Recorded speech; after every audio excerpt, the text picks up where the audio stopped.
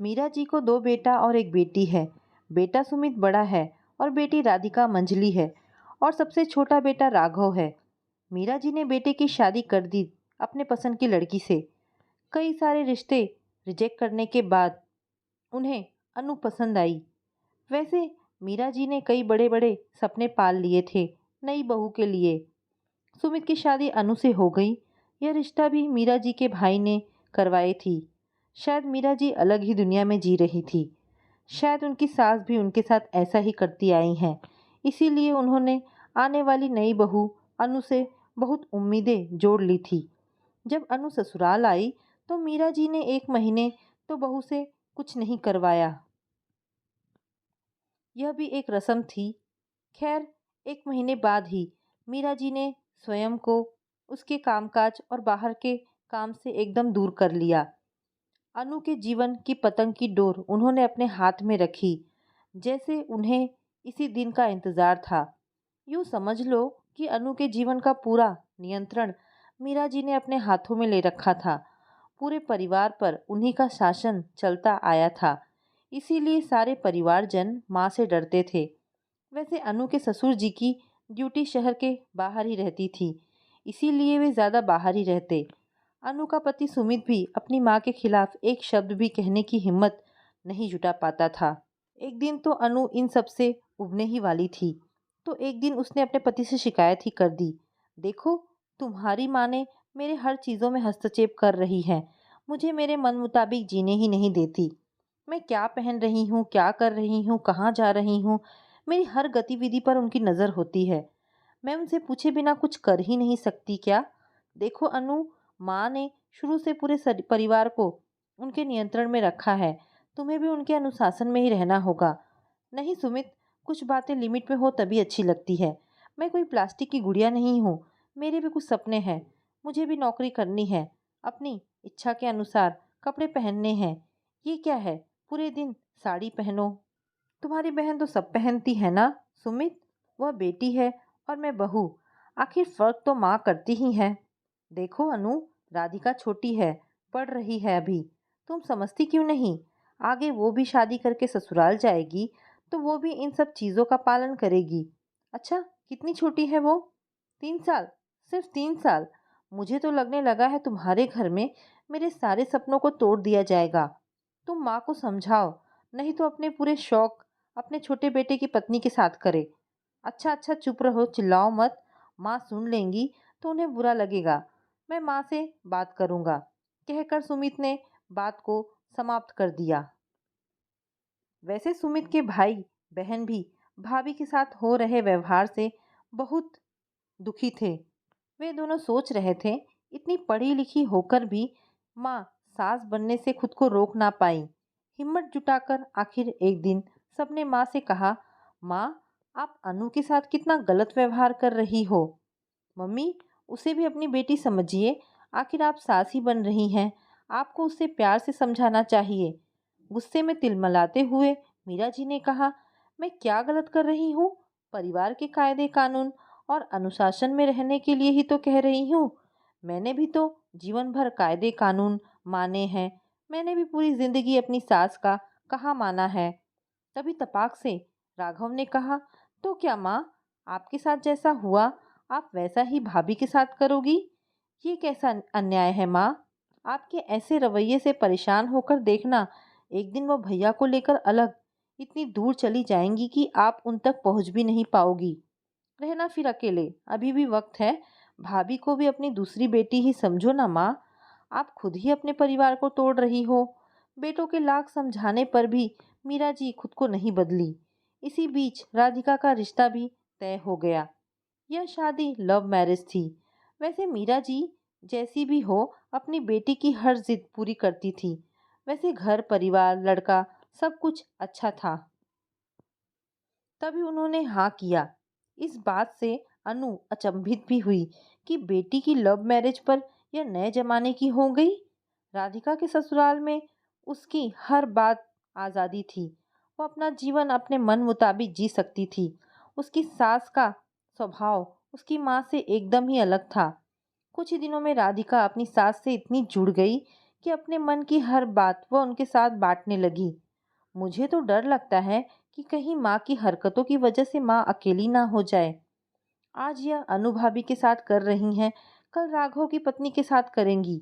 Mummy जी, मेरी भाभी बहुत अच्छी है, लेकिन मेरी माँ उन पर ज़रूरत से ज़्यादा अनुशासन रखती है। उनके जीवन में इतना हस्तक्षेप होने के कारण भाभी घुट-घुट कर जीती है। मैंने अपनी माँ को समझाने की बहुत कोशिश की, किंतु वह बिल्कुल नहीं बदली। वही तो क्या, तुम्हारा भाई उन्हें कुछ नहीं कहता? नहीं मम्मी जी, वह तो माँ से बहुत डरते हैं। बातचीत करने में तो तुम्हारी माँ काफ़ी समझदार लगती हैं। हाँ, वह तो है, लेकिन भाभी के मामले में उनकी समझदारी कहीं चली जाती है। मम्मी जी, भाभी के लिए मैं कुछ करना चाहती हूँ, उन्हें खुश देखना चाहती हूँ। लेकिन कैसे? तुम सही कह रही हो बहू, किसी की बेटी को लाकर उसे दुखी रखना तो बहुत गलत है। राधिका और सास दोनों ने मिलकर कुछ योजना बनाई और फिर वह एक दिन सारा सामान लेकर मायके चली गई। अचानक नई नवेली शादीशुदा बेटी को यूं सूटकेस के साथ देखकर चौंक गई। क्या हुआ बेटी, यूं अचानक सब ठीक तो है? ये सारा सामान? कुछ ठीक नहीं है मम्मी। मैंने आज तक अपने ससुराल के बारे में आपसे झूठ बोला है मम्मी। मेरी सास बिल्कुल आप जैसी ही हैं। नहीं नहीं, आपसे भी एक कदम आगे हैं। क्या बोल रही हो? क्या किया उन्होंने? हाँ, उनकी इतनी हिम्मत? बताओ। अरे मम्मी, कल मैंने इनसे बोला कि चलो ना हम कहीं बाहर खाकर आते हैं। रोज रोज वहीं घर का खाना खाकर मैं बोर हो गई थी। सोचा कुछ बदलाव आ जाएगा। मगर मेरी सास ने हमें रोक दिया, यह कहकर कि पैसा पेड़ पर नहीं उगता। अपने मायके में जैसे रहते आई हो, अब वह सब भूल जाओ। यहाँ मेरे ढंग से तुम्हें चलना पड़ेगा। उनकी इतनी हिम्मत? दामाद बाबू कुछ नहीं बोलते क्या? मीरा जी ने गुस्से में पूछा। नहीं मम्मी, वह भी एकदम भैया जैसे हैं, कुछ बोलते ही नहीं हैं। तभी तो उनकी इतनी हिम्मत हो गई है। अगर बात सिर्फ इतनी होती तो मैं शांत ही रहती। मगर मेरी सास को मेरे कपड़े लत्ते, मेरे रहन सहन, मेरी भाषा, मेरी हर चीज़ से दिक्कत है। अपनी बेटी को इस तरह बंधनों में जकड़ा हुआ देखकर मीरा जी मन ही मन कुढ़ रही थी। उनका दिल रो रहा था, लेकिन वह अब भी चुपचाप ही रही। बेटी की आपबीती सुनकर मीरा जी सोच रही थी कि जो कांटे उसने लगाए हैं, आज उन पर उसकी बेटी चल रही है। यह उसके कर्मों का फल है जो उसकी बेटी भोग रही है। भगवान उसकी गलती की सजा उसकी बेटी को दे रहा है। धीरे धीरे एक महीना बीत गया। आखिर एक दिन राधिका ने माँ से कहा, माँ, अब कब तक मैं यहाँ आपके पास रहूंगी? एक ना एक दिन मुझे तो वापस जाना ही तो है। मैं आज ही जा रही हूँ। कोई बात नहीं माँ, जैसे भाभी की आदत पड़ गई है वैसे ही मेरी भी पड़ जाएगी। मेरा पति भी भैया जैसा ही है मम्मी जी, गलत बात पर भी चुप ही रहता है। यदि वो बोलने की हिम्मत दिखा पाता तो मेरी भी हालत भाभी जैसी नहीं होती और मैं भी अपने अनुसार जी पाती। सुमित, राधिका और मीरा जी निकल गए बेटी के ससुराल। यहाँ सिर्फ राधिका की सासू ही मौजूद थी, क्योंकि यह सिर्फ एक नाटक था और राधिका की सास से रहा ना गया। तो आखिरकार उन्होंने कह दिया, माफ़ कीजिएगा, हमें लगा आपका दिल बेटी को इस हालत में देखकर पिघल जाएगा, आपका व्यवहार बहू के लिए बेटी जैसा हो जाएगा, किंतु मुझे लगता है कि आप शायद ऐसा कभी नहीं कर पाएंगी। समधन जी, आपकी बेटी यहाँ पर पूर्ण रूप से स्वतंत्र है, जो चाहे कर सकती, उसकी ज़िंदगी वो खुद के अनुसार कर सकती है। यह सब हृदय परिवर्तन के लिए किया था, लेकिन शायद हमारा नाटक भी आपको बदल ना पाया। हम नाकामयाब हो गए। मीरा जी नीचे सर झुकाकर शर्मिंदा होते हुए आंसू बहा रही थी। हमने जो कुछ भी सहन किया है ना मीरा जी, हमें उस पद्धति को तोड़ना होगा। हमें आज की बेटी को आज के माहौल के अनुसार, उसकी इच्छा अनुसार उसे जीने देना होगा। हमारे साथ जो हुआ, हम वही उनके साथ क्यों करें?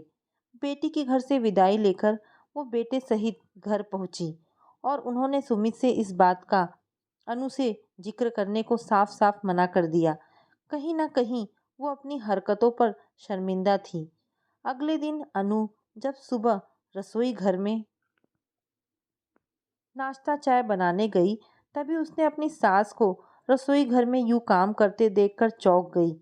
मम्मी जी, आप यहाँ आप यहाँ कैसे? तपाक से मीरा जी ने उत्तर दिया। क्यों बहू, यह मेरा घर नहीं है क्या?